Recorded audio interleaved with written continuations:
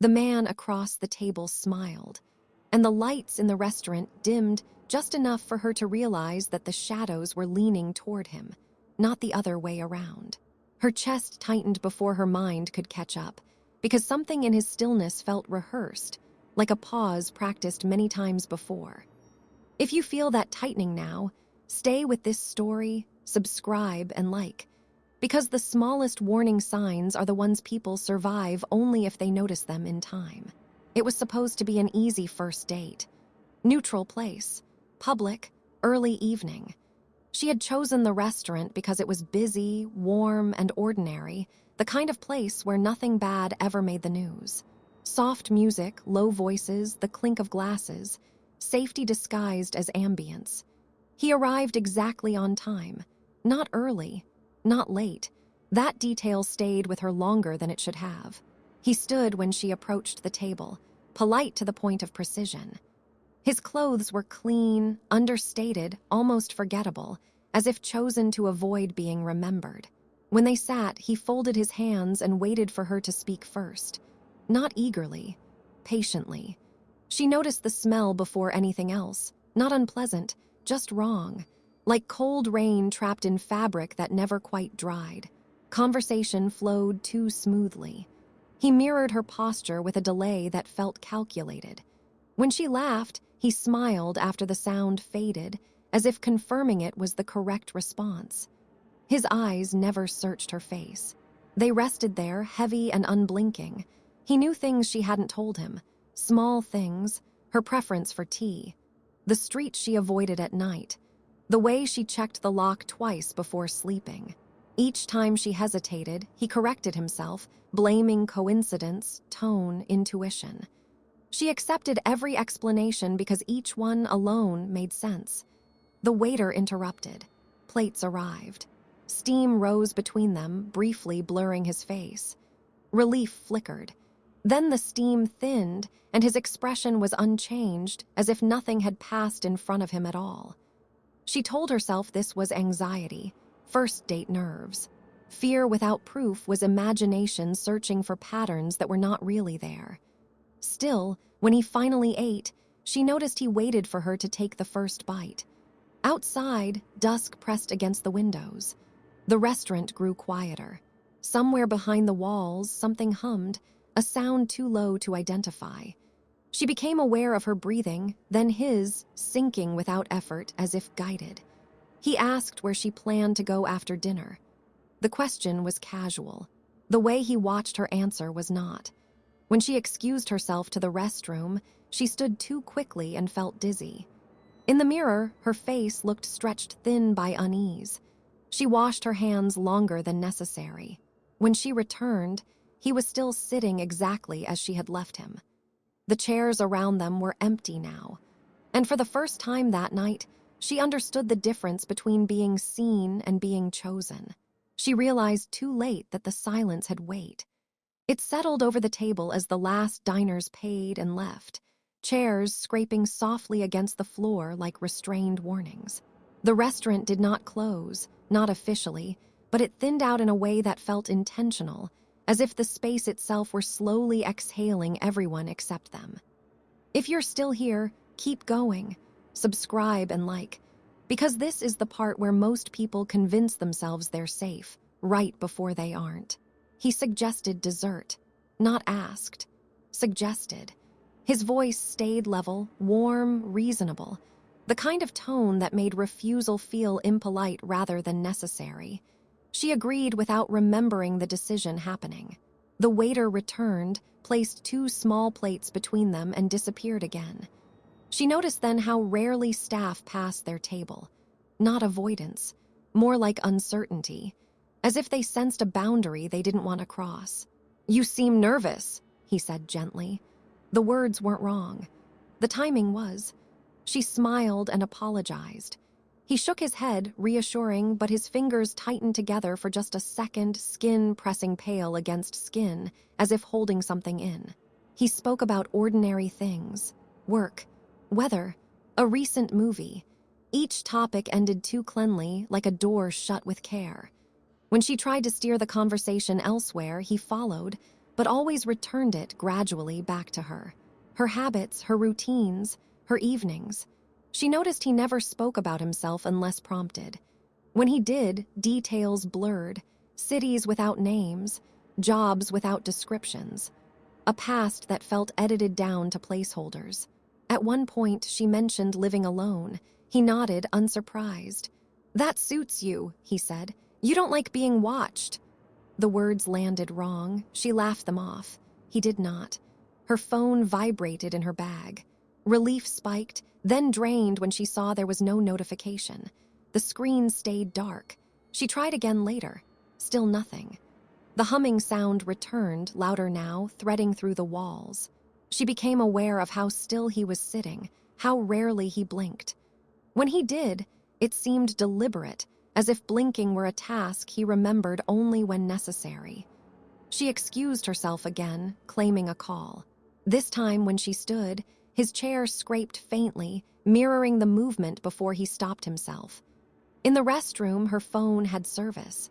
3 missed messages, all from earlier. The timestamps were wrong. When she stepped back into the dining room, she hesitated. The lights above their table were dimmer than the rest. He was waiting, hands folded, smiling in the exact same shape. And for the first time, she wondered not whether she should leave, but whether she was still allowed to. She decided to leave while smiling. The decision felt distant, like a thought borrowed from someone braver. She stood, thanked him for the evening, reached for her coat. Each movement was deliberate, controlled, careful not to alert whatever instinct sat quietly behind his eyes. "I should go," she said. He nodded immediately. Too immediately. "Of course." Relief surged, then stalled. He rose as well, smoothly, blocking nothing, offering nothing. Just standing there close enough that she noticed the smell again. Damp, old. As if something had been sealed away for too long and recently disturbed. They walked toward the exit together. The restaurant felt cavernous now, every sound amplified. Her footsteps echoed once. His echoed twice. At the door, he reached for the handle at the same time she did. Their fingers brushed. His skin was cold. He withdrew politely, as if embarrassed, but his eyes lingered on her hand as though memorizing it. The door opened. Night air rushed in, sharp and clean, and for one hopeful second she believed the worst was over. Outside, the street was quieter than it should have been. Lamps flickered. The usual traffic hum was absent, replaced by that low, unidentifiable vibration she had noticed inside. It seemed to come from the ground itself. He walked beside her without asking. "I didn't say we were going the same way," she said lightly. "No," he agreed, "but you always take the left turn." She stopped. The pause stretched. He waited, unbothered, watching her reaction instead of her face, as if her body would tell him more than her words ever could. She searched her memory, retracing the conversation, every sentence, every slip. She was certain she hadn't told him. He tilted his head. "You're tense again," he said. "You do that when you're close to home." The streetlight above them flickered out. Darkness folded in, not complete, but dense enough to narrow the world. She stepped back instinctively. He did not advance. He didn't need to. "I think I'll call a car," she said, already pulling out her phone. No signal. He exhaled softly, almost disappointed. "They don't come here after dark." The vibration deepened. She felt it through the soles of her shoes, through her teeth. Somewhere behind them, something shifted, slow, heavy, unseen. She turned, scanning the street. Windows were dark, doors closed. The city felt emptied, like a set after filming ended. When she looked back, he was closer. Not touching, never touching, just close enough to make escape feel theoretical. "This was a nice first date," he said calmly. "Most people don't make it this far." The words settled, irreversible, and she finally understood. Leaving was never part of the evening. It was only something he let her believe in. The street did not feel empty anymore. It felt occupied by something that refused to show itself. She took a step back, then another, placing distance between them that vanished as soon as it appeared. He matched her pace without moving his feet, presence tightening the air like a held breath. The vibration beneath the pavement resolved into a rhythm, slow and patient, as if something large was counting time. He turned slightly, angling his body so the darkened storefronts framed them both. In the dim light, his shadow stretched in the wrong direction, pooling behind her instead of at his feet. "You don't remember," he said, not accusing. "That's normal." Her throat closed. She shook her head, refusing whatever shape his words were trying to take. Memory flickered, fragments that didn't connect. A different evening, a different place. A sensation of being watched while laughing at a table just like this one. He reached into his coat and removed a small object, holding it loosely, not offering.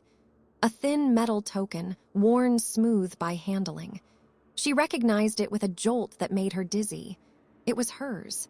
She had lost it months ago. A trivial thing. A keepsake she'd assumed slipped down a drain or into the dark space beneath a seat. Seeing it now felt like finding a tooth where it didn't belong. "You dropped it," he continued, voice steady. "The first time." The streetlight blinked back on, weak and yellow. For an instant, she saw behind him marks on the wall, faint scratches at shoulder height, layered over older ones. Patterns etched by repetition. "How many?" she asked before she could stop herself. He considered the question, not the number. "Enough to learn what works." The vibration swelled. The air smelled wrong again, damp, metallic, like breath trapped underground. She realized then that the smell did not come from him alone. It came from the space he belonged to. He stepped aside, gesturing down the street. The darkness there felt thicker, folded in on itself. The hum grew louder, welcoming. "I don't force anyone," he said softly. "I wait for recognition." Something shifted at the edge of the light, not fully visible, a suggestion of mass, of joints bending the wrong way. It pressed closer, patient, familiar with this ritual. Her mind rebelled, trying to reduce everything to fear and coincidence. But her body knew better. It remembered the rhythm, the waiting, the moment when choice narrowed to nothing. She backed away until the wall met her spine. He did not smile this time. "You came back," he said. "That's what matters." The darkness leaned in, and she understood the secret he had been keeping all along. This was never their first date. It was only the first one she remembered. She tried to breathe like she was still in a normal city, but the air entered in damp layers, carrying that low vibration as if it were dust. Each inhale made the pavement feel less like ground and more like a lid. He stayed a careful distance away, leaving her just enough space to believe she had options. The darkness ahead thickened, and something inside it shifted with slow patience. Her phone blinked between life and nothing. No signal, then a single bar, then empty again, as if the network was deciding whether she existed. She looked up for traffic, for voices, for any proof that the world was still public. She walked fast, not running. Her footsteps sounded muffled, swallowed by the street. Behind her, his steps followed without echo. "Stop," she said, and hated how small it sounded. He stopped instantly. That obedience felt worse than resistance. It told her she was moving inside rules he controlled. She crossed to the shops and tried doors. Locked, locked, locked. The handles were cold enough to sting, as if the metal had been sitting in winter for years. The vibration deepened into a pulse. The streetlights flickered in sequence, a line of light dying and returning as if something tall were walking beneath them. She glanced back. He hadn't moved. He simply watched. Behind him, the darkness at the edge of the light had changed shape, folding and unfolding like slow breathing. In one brief shift, she saw texture, wet and mottled, like paper left too long in water. At the corner, a parked car sat with its interior light on. Relief hit her so hard it hurt. She rushed to it and yanked the passenger handle. It opened. Warm air spilled out, stale, sweet, wrong. There was no one inside. On the dashboard lay a folded napkin from the restaurant. In neat ink were 2 words, "Not first." Her stomach dropped. She stumbled back and the door clicked shut by itself, gentle as a promise. The street went quieter. Not silence, attention. The kind that makes your heartbeat feel loud enough to be heard. He appeared beside the car without crossing the space between them. No rush. No sound. Just there, like a frame cut from film and placed into reality. "You're remembering," he said. She backed away and bumped the trunk. Her fingers slipped on something that felt like condensation. On the paint were faint marks, as if many hands had pressed there before hers, full palms, dragged, smeared. The residue was colorless but caught the streetlight like a thin skin. The pulse beneath the pavement matched her breathing. She realized the street was sinking her, drawing her into its rhythm. His gaze shifted past her shoulder, listening.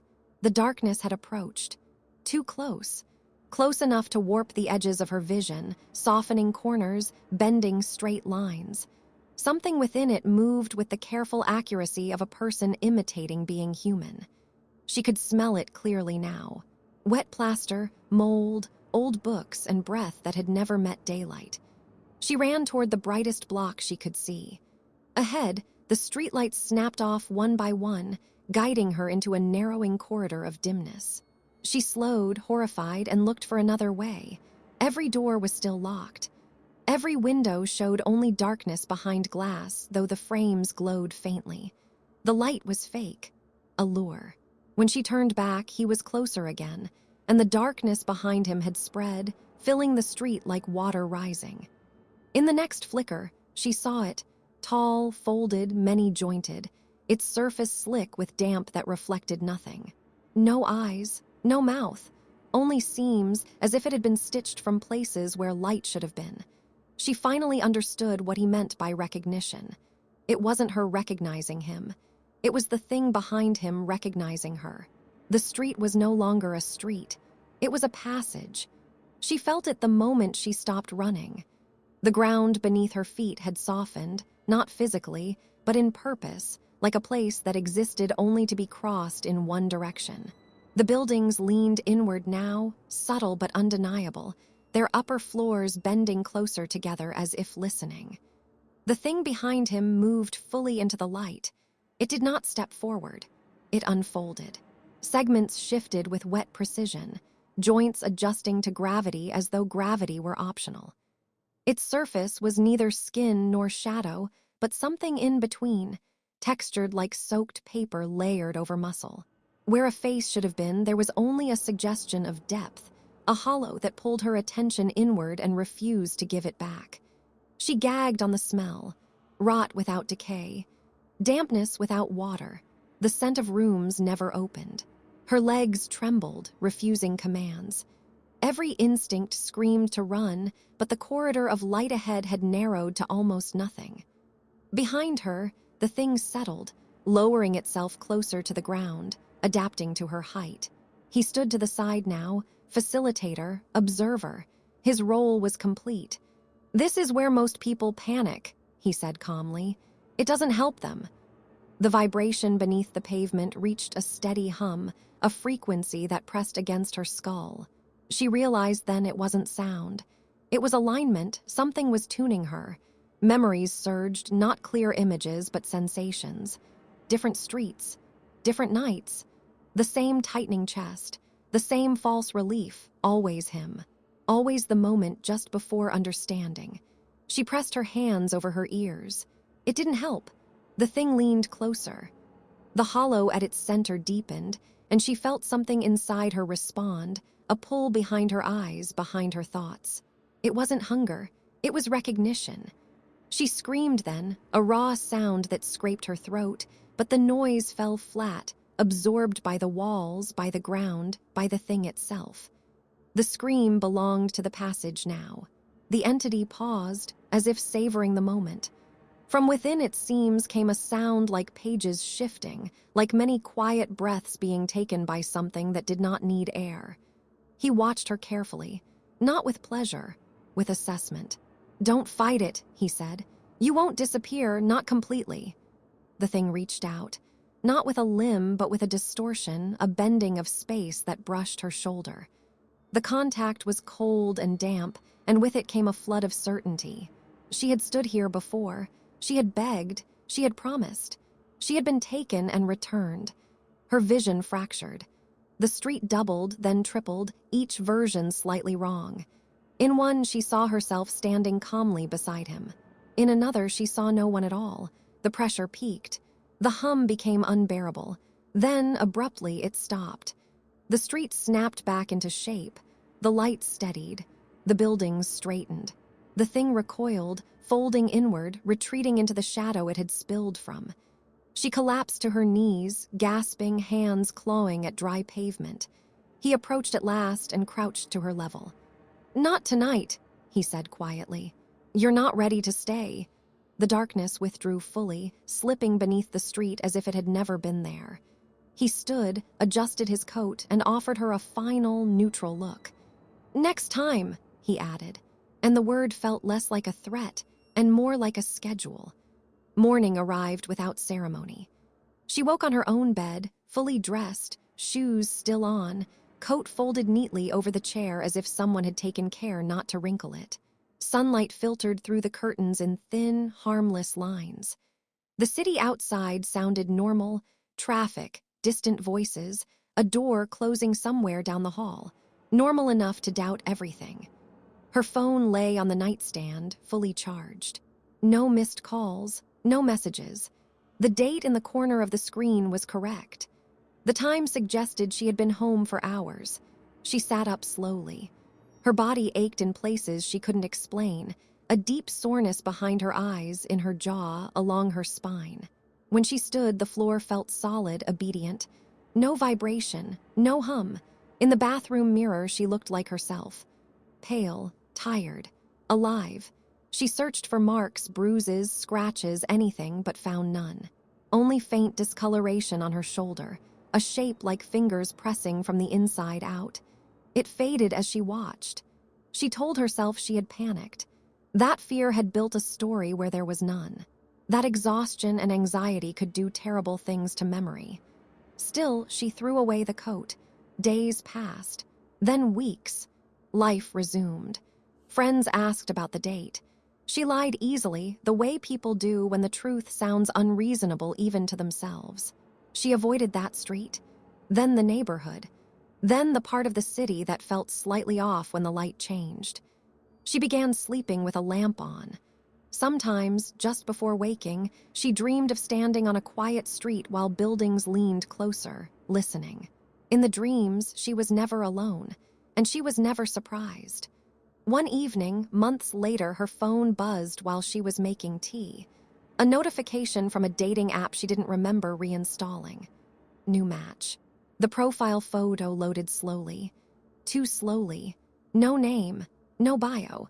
Just a location pinged uncomfortably close to her apartment. The app froze when she tried to close it. The screen dimmed, then brightened again. A message appeared.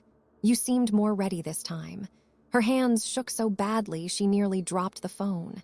She deleted the app, powered the device off, stood in the middle of her kitchen listening to the refrigerator hum, the pipes click, the building breathe around her. Nothing happened. That night she dreamed of the restaurant again, of steam rising from plates, of a man waiting patiently, hands folded, eyes heavy and unblinking. Behind him, something vast and folded waited just beyond the edge of light. She woke with a word lodged in her mind, foreign but familiar. Soon. If this story unsettled you, subscribe and like. And before you scroll away, ask yourself honestly, how certain are you that your worst first date really ended, and that it didn't just decide to wait?